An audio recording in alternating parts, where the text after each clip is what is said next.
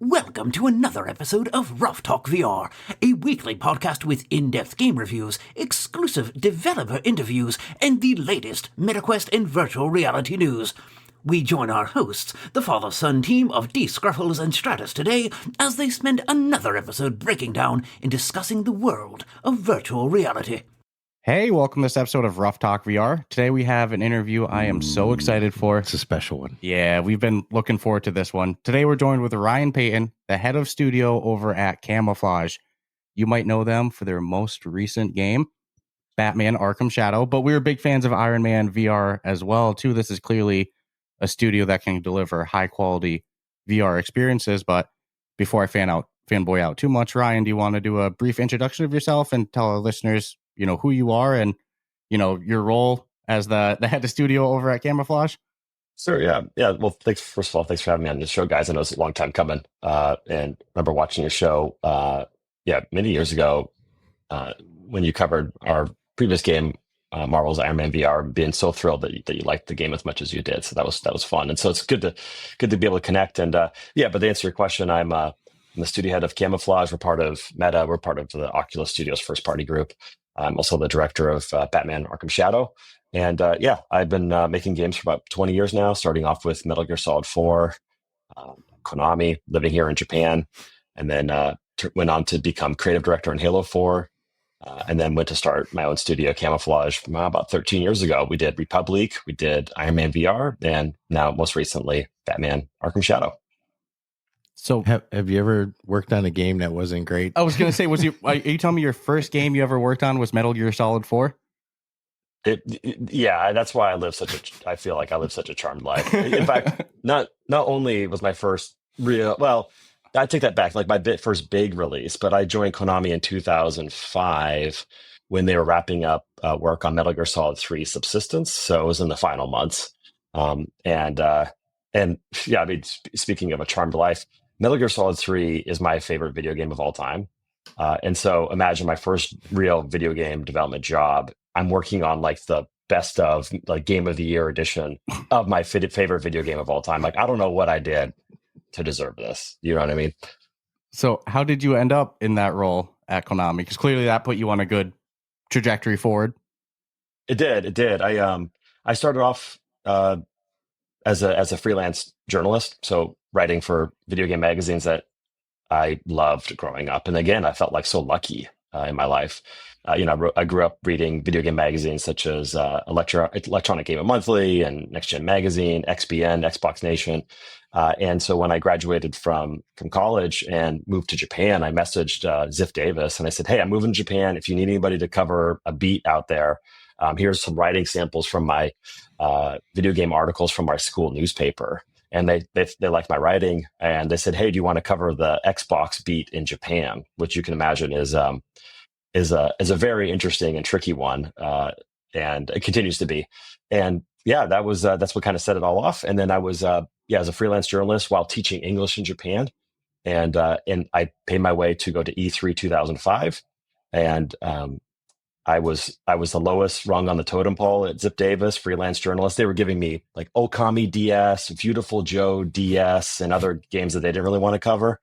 And my editor-in-chief at the time was a gentleman named James Melky, who he's been behind some really cool releases in VR as well, most recently. But I remember I got a phone call from him, and I'm on the show floor of E3, and I know I suspect he's going to call me and say, "Hey, I need you to cover another game that nobody here wants to really bother with for another $100 or whatever." And I remember thinking, I don't know if I want to pick up this phone. And thank God I did, because he calls me and said, "Ryan, where are you?" And I told him where I'm. He's like, "Oh, I'm double booked. I'm supposed to be interviewing Sakaguchi, the creator of Final Fantasy, and I'm in another part of E3. I got to be interviewing Hideo Kojima for Metal Gear Solid 3 Subsistence. I can't go to both. You got to choose one so we can do this." And I said, I'll take Hideo because I just finished MGS3.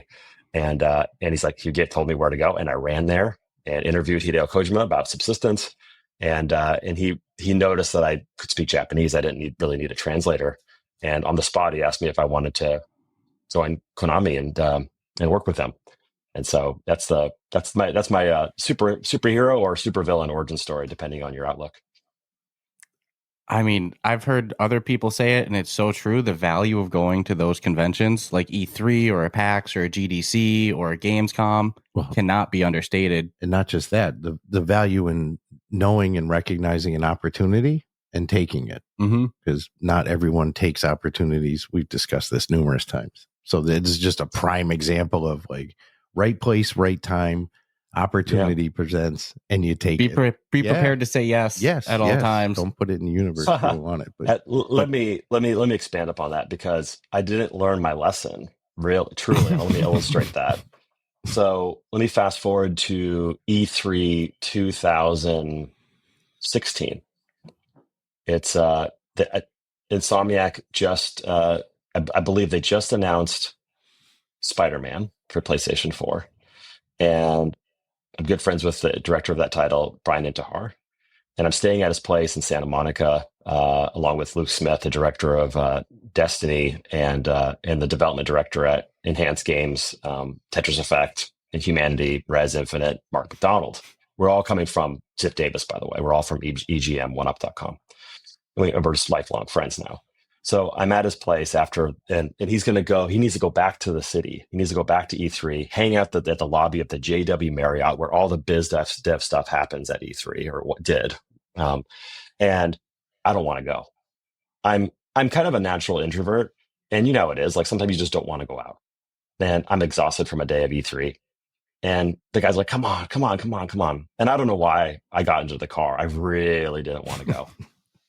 And if I didn't go, just like if I didn't pick up that phone, I don't think Camouflaj would still be around. Because in the lobby of the JW Marriott, Insomniac and Marvel Games were celebrating the announcement of Spider-Man. And Brian introduces me to Jay Young, the head of Marvel Games. And Jay says, Ryan, I've heard about you. I'm really a big fan of Republic. I'm looking for a developer to do a VR title of something in the Marvel universe. Are you interested? And I say to Jay, because I have this battle royale game that has never been announced. It was canceled, but it wasn't canceled at the time. I had this great battle royale game that was before battle royale was big. I was building within Camouflaj. And I said, Jay, thank you, but I'm just not really interested, and I'm busy, and but thanks, but no thanks, kind of thing. I should have said, of course, we can have a conversation. We can kind of keep the relationship going, whatever. But I basically shut him down right there as nice as I possibly could. A month later, our unannounced battle royale game gets canceled. I've got $30,000 in the bank, 35 employees, and it's looking like we're going to close. And I pick up the phone. I call Jay Young and say, hey, remember that VR game in the Marvel universe that you would want us to do? And long story short, I was able to quickly hobble together a pitch, and that's what led to Iron Man VR and saved our company. As a consumer, thank God. But on your end, holy Moses. Also, thank God. Yeah, I mean, yeah, for real. I mean, carrying that burden of, owning a business and knowing what's coming out and coming in, it's like, that's not something you want to have to, that's a different level of stress. No, and had you ever even used VR yet at that time? Or was this just a whole new thing? You're just winging it out of necessity type of deal? It was interesting because when our battle royale game, codename Orca, was canceled, the team had nothing to do. And what they asked me is like, hey, while you're going around trying to save the company, you mind if we just experiment in VR? And so we had a Vive, and they built this incredible 10, 15-minute room scale horror experience that nobody's ever seen. Offline, I can send you a video of it if you're interested. It's still to this day, I think, really magical. It was codenamed NYC, and they were building that. And the team, myself included, we were all really interested in VR. So it made it easier for me to go sign Iron Man when it looked like that was going to be the project that we were going to do. Because then I had to prove to Marvel that we could do VR. So I had them run through that 10-minute demo, 15-minute demo that we created, that the team created without me. It's like, we joke internally, it's like, it's one of the best things that Camouflaj has ever done. And I had no involvement because I was running around trying to save the company. It's like, really, do they really need me? But so I think we really had a deep passion for VR even back then. And and then when we signed Iron Man VR, is right around the time I believe we signed Republic VR with at Facebook at the time to bring it to Gear VR, and it was a launch title for Oculus Go. And so, that was like really kicks us off. And then we haven't looked back. We've been all VR since then. Well, I think you've really nailed the superhero market as well, where there's like a consumer expectation of, what, you've done Iron Man, you've done Batman. We've speculated numerous times, like, what could they do next? So I'm just, that's incredible that you come out of the gate with essentially for the superhero world with Iron Man and crushed it. Still one of the best, like, feelings of feeling like a superhero. And now you're doing the same exact thing with Batman. Studios, you guys are just crushing it. Well, not to mention Game of the Year, which you're obviously accustomed to hearing with games you've worked on. So that's I went into it like, oh man, it must be just amazing. You come out with this game, it's Game of the Year, and I listen to your past games, and I'm like, not your first rodeo with Game of the Year. And then I kind of want to go backwards for a second. Then I promise I will ask Batman questions as well. Of course, too. all good. You come out of the gate, Metal Gear Solid, Halo. I imagine it was very tempting to stay inside the industry as an employee, like working on these massive titles. What led you to go off on your own, make your own studio, and kind of go into the business side of things? I think this is a good thing to touch on, because you'd think, okay, I do live a very smitten life, right? Very lucky, very blessed, but it hasn't been all up and up and up. I've had some of my down moments too, including having that project get canceled. And there was about 9 to 10 times throughout the first 11 years of Camouflaj where I thought we were going to close. I didn't know how we were going to hit payroll, and we always hit payroll, and I always figured it out, but that was really scary. A lot of down times. But to answer your question, like, why did I start my own independent game studio? Because I was fired. I was Halo 4 creative director at the tender age of 27, I think. Worked my butt off. Really proud of the vision and the story that I created with the team, with Frank O'Connor and the crew over there at 343. I was probably employee 12, 13 at 343. Worked so hard, but they decided that they didn't want me as the creative director in Halo 4 anymore. They installed somebody else, Josh Holmes, who did a great job finishing up Halo 4 and then leading Halo 5. And that at the time was the worst day of my career. I went home and cried. That was really heartbreaking, and I was also really angry at the time. So Camouflaj in a way was me kind of fighting back and trying to prove to others and myself that I can make good video games and I have talent.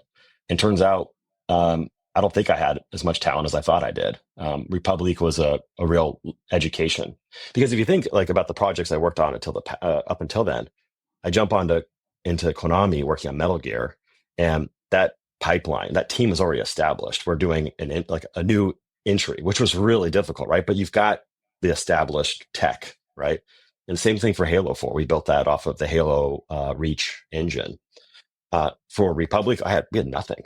And so it was a real education for about 4 or 5 years with the team, with a very junior team, like learning what it takes to actually make a video game from start to finish, not a sequel, not built on anything else. That was a real kind of baptism by fire for us. Well, the team obviously is passion. If it's not too personal, do you still have original team members from when you founded Camouflaj? Yes. And one of the most precious things I think we've got as a studio is I can look at these guys: Nathan Scott, Brendan Murphy, Caitlin Spangler, Paul Alexander, probably forgetting a few others. These are, Kevin Call. These are OG members from like the first year and a half. And we've been together now for 13 years. And some of those folks were at DICE the last just a few weeks ago when we won the best VR game of 2024 at the DICE Awards. And how fun is that to look back at each other and think, like, this one of the guys was he was an intern, paid intern, but living on the couch of a friend in Seattle to be able to work at Camouflaj. And now he's up on stage accepting this award.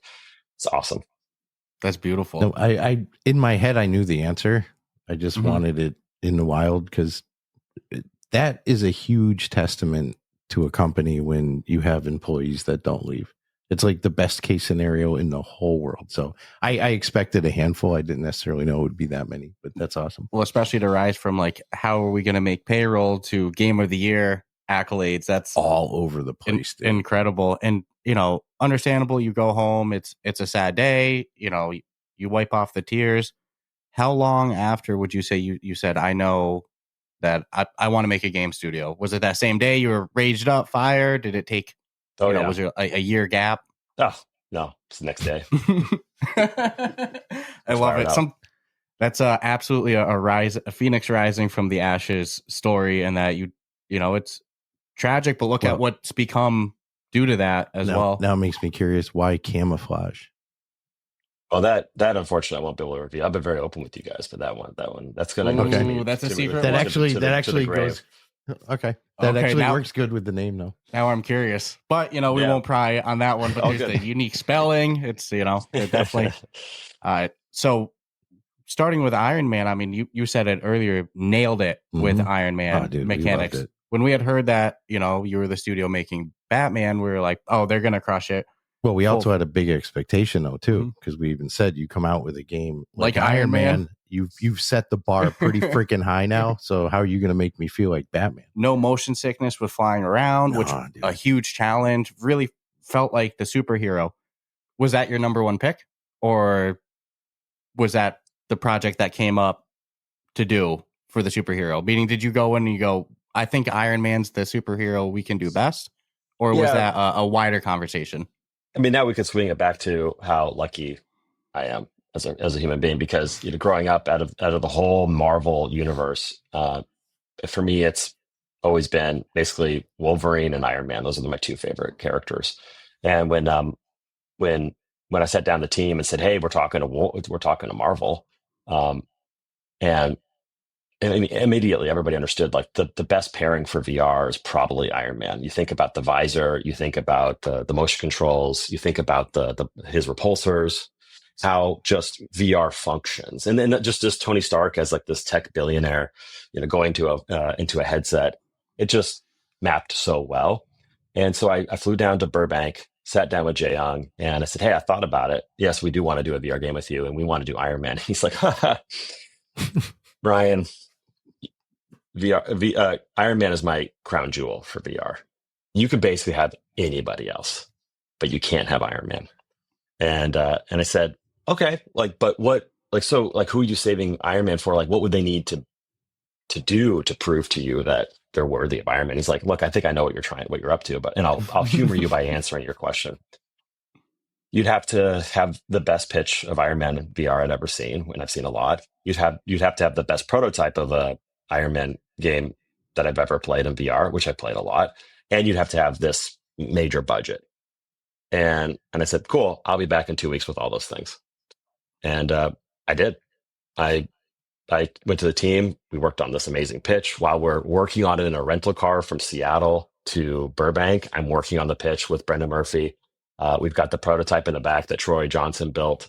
It was an amazing flying demo that was super comfortable in VR. It just worked. It was amazing. We got that in the back on a Vive in the back of the van.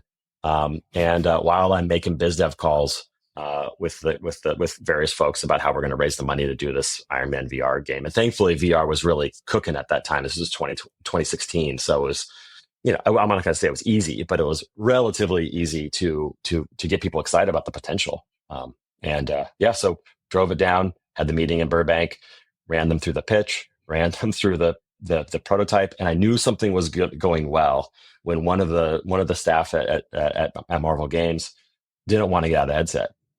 And Jae Young and other guys are like, "Hey, we all need to play. Come on, Danny, we all need to play the prototype." He's like, wait, hold on. And so that's when I knew it, that we got it. I think it's that flying mechanic that really secures it in that experience. You feel so much like, dude, we're on air numerous times. You feel like Iron Man. Mm-hmm. You are Iron Man. There's no ifs, ands, buts about it. Like you said, the visor, the thrusters, the flying. Now, there was kind of an advantage to the Iron Man VR on the developer side, meaning that you were starting that series fresh versus Batman Arkham Shadow has the existing Arkham series with a signature feel, right? A signature gameplay style. Mhm. So, how are you able to bring that Arkham feel into virtual reality? Yeah, it was a very different challenge, but a challenge nonetheless. Like with Iron Man, it was about how do you make flying feel great in VR as Iron Man. For Batman Arkham Shadow, it was about how do you translate the classic free flow combat from the flat screen games into VR, and that was that and kind of like the flying prototype we did for Iron Man VR came together quite quickly, and it's just a real credit to the team. Like they just have like such a great way of how they approach game design and engineering and approach problems, and they're also very fearless. I think that's like been a part of the core DNA of Camouflaj since the beginning. Is that we've just faced so many different problems, and the guys just go and just attack it. Like, just it's not even like we just go do it. We like attack the problem. They get kind of angry, right? They got a chip on their shoulder, and I appreciate that about them. And so, that's when we had the confidence when we signed Arkham Shadow with Warner Brothers and Meta and DC, and we had the combat figured out from a prototype perspective. And that's when things got there's a lot of difficulty with production, but I did not anticipate how. I knew that the Arkham franchise was deep and complex, and that there's a passionate fan base, and I was a fan of the games. I played them all, but then when you jump into it and you realize you got this tome of lore and existing mechanics and expectations from the fans, and it was overwhelming. And I think we barely landed that plane back in October when we shipped Arkham Shadow, and people were really amazed at the degree of which it felt like an authentic Arkham game. It was. We got everything right from a lore perspective, which I'm still shocked that we pulled that off. And yeah, it just remained true to the franchise, and we connected really closely with that community to make sure that they felt like their needs were being served. And the rest is history, really. Over 20 Game of the Year awards for Arkham Shadow thus far. So yeah, very, very, very pleased with the outcome. I mean, it's hard to. The list of games for the year, it's hard to come up with a game better story, better gameplay. I mean, I went into it expecting the full deal. I received the full, and I was listening for the sound. I want to hear the sound score. How does it feel? Feels theater tight, Mm-hmm. I think the sound score might be one of the most complimentary aspects of it from you. Yeah, well, because it sound is important to fitting the vibe of like. Yeah. I mean, we don't have smell, and we don't have like. The sensation. We have a little bit of haptics with the controller, but they crush it. But it's like everything about it is just what I expected. Good voice acting, phenomenal sound score, smooth gameplay, fight mechanics that are challenging but not impossible to learn. Yeah. And you guys continue to put more into it, which is the other part of it that keeps blowing me away. Yeah, I mean, it wasn't a one and done. Like, all right, and the product when it came, it was great, nothing wrong. But you guys seem to be continuing to have fun making it better for the consumer. Yeah, there's even an update that just came out by the time this episode comes out. So, do you want to tell us, the listeners, in case they haven't hopped in or seen that update, what they're missing in the quote unquote, as far as I know, the final content update? Yeah, this is the last big update for Batman Arkham Shadow 1.4. We're branding it the Game of the Year update. That is actually, by the way, coinciding with the release of the game's official soundtrack on streaming services. So I'm glad that you really connected with the soundtrack. Kazuma Jinochi did, I think, an unbelievably amazing job.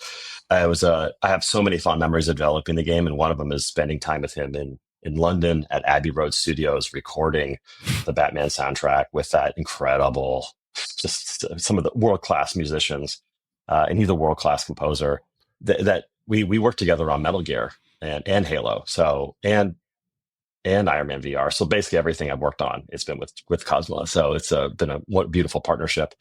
So for 1.4, the last big update, as you mentioned, we've been really lucky to have been allowed to continue to work on Arkham Shadow since the game's launch on October 21st last year. So this is our fourth major update, but we've done many updates in between that. So I'm not exaggerating. I think there's been probably between 10 to 20,000 code check-ins from the team between launch and now. We're looking at thousands of bug fixes and many new features and content. So for 1.4, the big kind of headlining features are we've added brand new challenge maps, predator maps to the game that are inspired by fan favorites from the previous Arkham titles. So we've got one from Arkham Origins, one from Arkham Asylum, one from Arkham City, and those are kind of reimagined for in the world of Arkham Shadow. So those are brand new, and this is all free for players. So yeah, 3 big new predator maps. We added new game plus last update with 1.3. Now we've added extreme difficulty to the game, which is very difficult. And then we slap extreme difficulty on a feature called I Am the Night mode, which we borrowed from Arkham Origins, which is basically hardcore mode, permadeath. So you play the game on extreme, and if you die, it's starting over from the very beginning of the game. So that's going to be really fun to see streamers and YouTubers and others just tackle that extremely difficult proposition in I Am the Night. We've added more lore to the game. We've added a new infinite combat challenge called Crane's Nightmare that's inspired by Scarecrow Nightmare from Arkham Asylum. I can go on, but it's a major update. And the team is just, I think they're just, you can tell, so passionate about making this game as good as possible. I touched on this a little off air. You see a big IP like Batman come, you don't expect so many content updates after. Especially when it works. Just go, here it is. You know? That's kind of what I was expecting was going to happen. I mean, dude, it came out with headsets. You buy a new headset. Insane. It's got freaking Batman. That's got to feel pretty intense as a developer. Mm-hmm. Seeing yourself bundled with the console, with the actual, with the headset. One reason you might buy a headset because it's coming with it. I mean, you sold headsets. Mm-hmm. It's a lot of emotions mixed into that, right? That feeling of gratitude and pride you feel when you walk into a Best Buy and you see Batman on the end slate, and you hear. And I was there one evening, and guys were talking about Batman. They're like, "Hey, this is the headset I can get for the new Arkham game, right?" And you're just passerby just hearing that. It's a great feeling, but it's also unbelievably terrifying leading up to launch because they're printing those boxes. They've got Batman on the front, and this game's got to be great. And it's just like pretty much all game development. The whole development up until the last 1%, it's not great. The game's broken. It's not fun. So many problems, and it's terrifying. And knowing that the game is going to be bundled in, packed in, and the great work that the marketing team, the comms team is doing to prep the game, and the partnerships and the relationships and the trust that's put into us, it's a heavy burden. And it was, it might seem kind of effortless that my crew at Camouflaj can go from Republic to Iron Man to Batman Arkham Shadow and see the quality jumps with each release. But this was a very hard fought battle. Success was by no means guaranteed. And so if you were in the room with us, with our team at launch at the launch party on October 22nd up in Bellevue, with Roger Craig Smith there celebrating with the team, just the feeling of relief across everybody's faces was palpable. That's awesome. It is the perfect title to bundle. Oh, you know how much weight I would lose in sweat weight on a launch day that whole week for a major title, not like something I worked on my spare time. Freaking Batman, dude. I mean, again, it's, in my opinion, people bought headsets specifically because of Batman. Mm-hmm.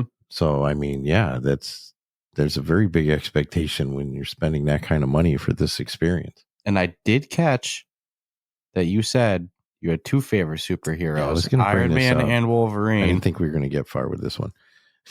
Obviously, I doubt we can get anything said of that, but I wouldn't be surprised if there's already a tech demo built for just in case. Would you love to do Iron Man? I'm sorry, would you love to do Wolverine in VR as well, too?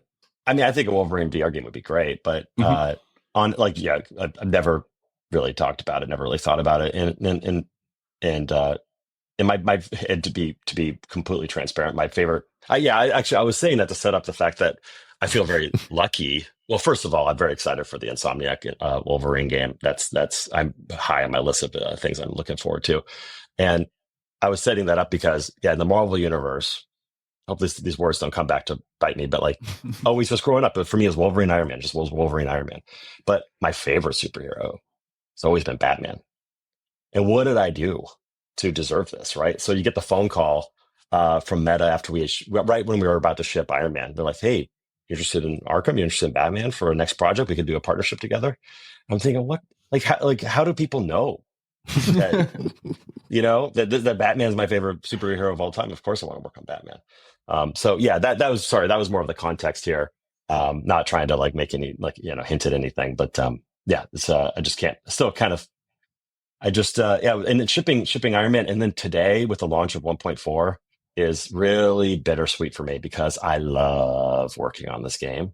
I love working in this franchise. I love working on Batman, and I don't want to say goodbye to Arkham Shadow, right? So, but this is the last update, and the team is like, I think it's a kind of a bittersweet day today.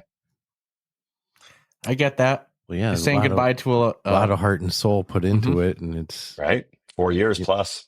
Yeah, I mean, how do you look at the quality that the studios put out, though? I mean, hopefully there's more to come in terms of future projects and such. So at some point, I hate seeing has to go to studios that. get locked into something, but to me, it would be like that'd be the official go-to for superheroes. Oh my So goodness, yeah. Why you'd be crazy to go somewhere else? Mm-hmm. But then I'd be, eventually you're gonna have to do superheroes. Maybe weren't your favorite, So that could be challenging. Well, thankfully, there's lots of cool superheroes out there, and we've got a great team, and work for a great company, and so we're excited about what's next for us. But today's just a big celebration for us. It's the end of a long journey that has turned out to be totally worth it, and just to hear your guys' excitement and praise for what you played means a lot to me and the team.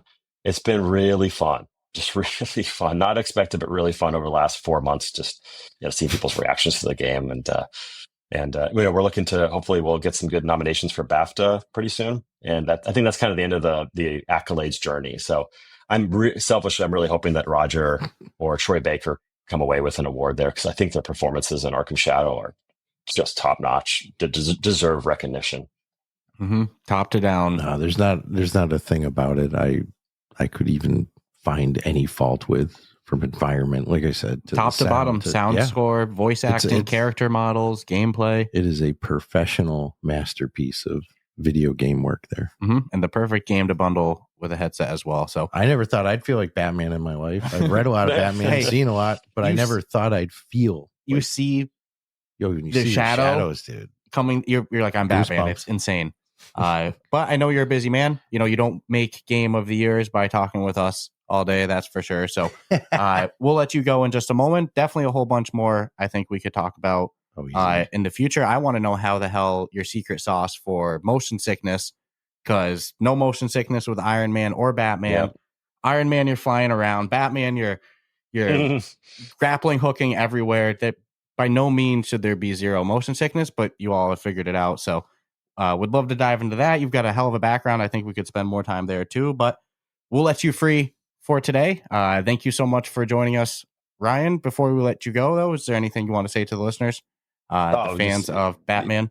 Well, I want to say I think everybody's played the game, expressed interest, reach out to me on social. I greatly appreciate it. That's been part of the fun with my job. And I just want to thank you guys for showing your interest in the game, for having me on your show, for talking about our games, and for what you guys do for the world of VR, MR. It's such a fun technology to build in, and I don't think we would be here if it wasn't for guys like you that show interest and how kind of spread the word about like the good content that's out there, and your genuine interest behind the scenes is really, I think, good too. So thanks for all you guys are doing, and just keep up the great work, and hopefully 2025 is another great year for content, just like 24 was. Well, appreciate the kind words, but it's very symbiotic because we don't get to do what we do without awesome studios and awesome games like you all. So without you guys, there is no VR games or industry. So the appreciation's mutual. So thank you so much, Ryan. To the listeners, go check out the new update to Batman Arkham Shadow. Unfortunately, the final update, but oh my goodness, there's been so much additional still content. More than enough reasons to go in. You show me videos of you doing the extreme permadeath mode. Good luck. Good luck, my man. Other than that, to our listeners, subscribe, rate us 5 stars, and we will check you out next week. Ciao, ciao.